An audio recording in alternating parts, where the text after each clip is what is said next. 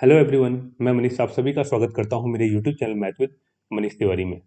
अगर आप इस चैनल में पहली बार विजिट कर रहे हैं तो इस चैनल को सब्सक्राइब कर दें ताकि आपको इसी तरीके के ट्रिकी मैथ और रीजनिंग के क्वेश्चन डेली बेसिस पे देखने को मिलते रहे। तो आज का जो हमारा क्वेश्चन है, यहाँ पर आपके पास ए बी पे एक सेमी सर्कल गिवन है और साथ ही साथ आपको यहाँ पर जो आपके पास ये रेड कलर का आर्क है ए से लेके डी तक, इसकी लेंथ आपको फाइंड आउट करनी है। आपके पास ए सी का लेंथ गिवन है 9/4 और सी डी का लेंथ गिवन है 3√3/4।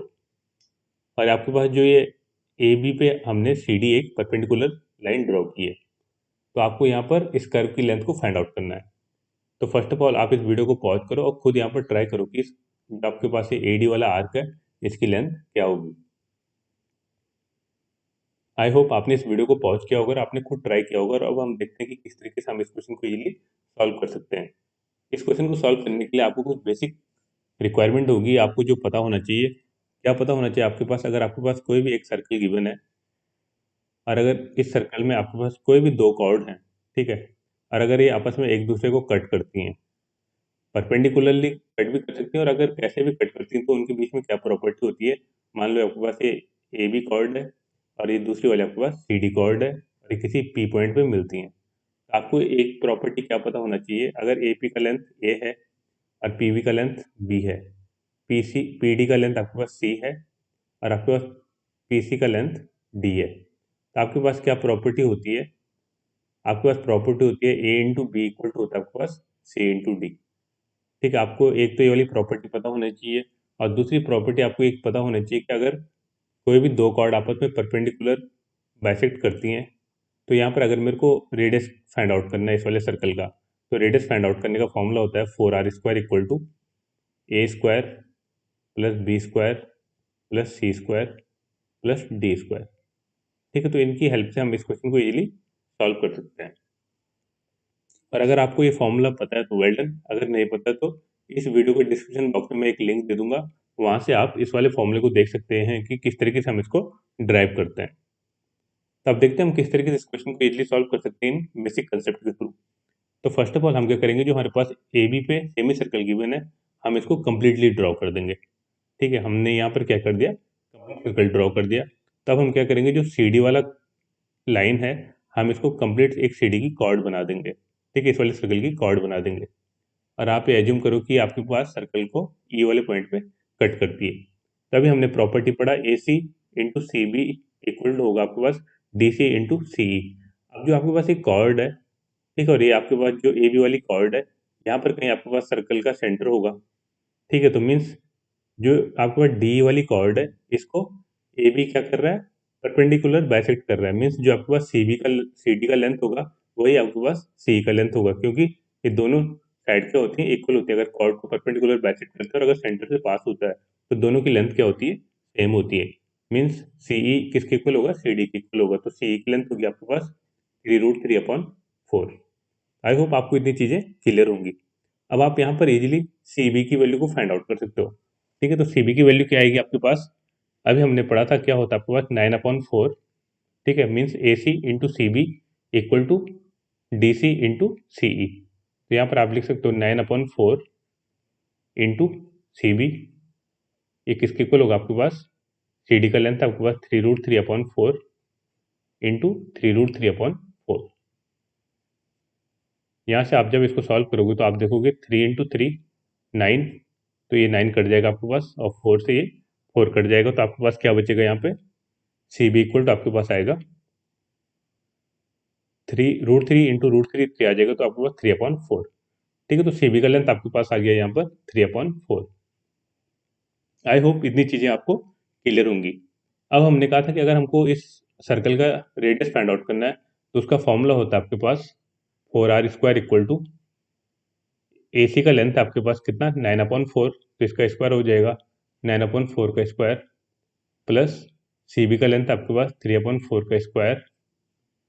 इसी तरीके से सी डी लेंथ आपके पास 3√3/4, तो इसका स्क्वायर इक्वल टू जो आपके पास सी का लेंथ है ये आपके पास 3√3/4 का होल स्क्वायर। जब आप इसको सॉल्व करोगे तो आपको यहाँ से आर की वैल्यू मिल जाएगी। तो जब आप इसको सॉल्व करोगे आपको मिलेगा 4r² इक्वल टू 9 का स्क्वायर आपके पास 81, ऊपर आपका 3 का स्क्वायर 9 3√3 का स्क्वायर आपको कितना मिलेगा, 9 इंटू 3 27 और प्लस 27, और बेस में सबके 4 है तो हम इसको एक साथ लिख लेते हैं, ये आपके पास आएगा 16।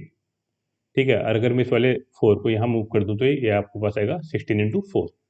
अब आप इसको इजीली सॉल्व कर सकते हो। 81 प्लस 9 कितना आ जाएगा आपके पास, 90, और 90 में जब आप 27 और 27 मीन्स 54 को ऐड करोगे तो आपको मिलेगा 144 अपॉन 16 इंटू 4।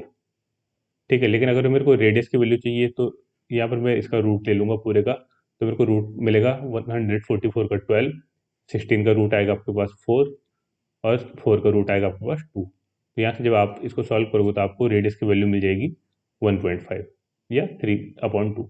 ठीक है, तो यहाँ से आपके पास, अगर ये आपके पास सेंटर है सर्कल का, ओ पॉइंट मान लो इसको, तो ए से ओ तक की लेंथ आपके पास 3/2, ठीक है, या 1.5। और आप 9/4 कितना होता है आपके पास, 9/4 आपके पास होता है 2.25। तो 2.25 से जब आप 3/2 को सब्ट्रैक्ट करोगे तो आपको कितना मिलेगा, उसी का लेंथ 0.75, और 0.75 को आप क्या लिख सकते हो, 3/4। तो ओ से लेके सी तक का लेंथ कितना आपके पास, 3/4। आई होप इतनी चीज़ें आपको क्लियर हुई होंगी। अब हमको क्या करना है, अगर हमको इस वाली कर्व को फाइंड आउट करना है तो इस कर्व को हम कैसे फाइंड आउट कर सकते हैं, जब हमको सेंटर वाले पॉइंट पे थीटा एंगल की वैल्यू मिलेगी, मीन्स एंगल मिलेगा कि कितना एंगल है, तो उस एंगल के थ्रू हम इजीली इस कर्व की वैल्यू को फाइंड आउट कर सकते हैं। तब हम यहाँ से क्या करेंगे, ओ से डी वाले पॉइंट को मिलाएंगे। ठीक है, तो आपको यहाँ पर एक ट्रायंगल मिल रहा है। ठीक है, इस वाले ट्रायंगल की बात कर रहा हूँ मैं यहाँ पर, ओ सी डी। ठीक है, डी सी का लेंथ आपके पास है 3√3/4, और ओ सी का लेंथ आपके पास 3/4। ठीक है, तो यहाँ पर आप इस वाले एंगल को इजीली फाइंड आउट कर सकते हो कि ये वाला एंगल कितना होगा। ठीक है, टेन थीटा के थ्रू आपको पता चल जाएगा। टेन थीटा इक्वल टू होता है आपके पास डी सी अपॉन ओ सी, तो आपके पास आएगा 3√3/4 अपॉन में आपके पास 3/4। तो जब आप इसको सिंप्लीफाई करोगे तो आपको क्या मिलेगा, √3। ठीक है, तो टेन थीटा कब √3 होता है आपके पास, जब ये एंगल 60 डिग्री का होता है, मीन्स ये वाला एंगल आपके पास कितना है, 60 डिग्री है। आई होप आपको इतनी चीज़ें क्लियर हुई होंगी। तो ये वाला एंगल कितना हो जाएगा आपके पास, 180 में से जब आप 60 को सब्ट्रैक्ट करोगे तो आपके पास आ जाएगा 120 डिग्री।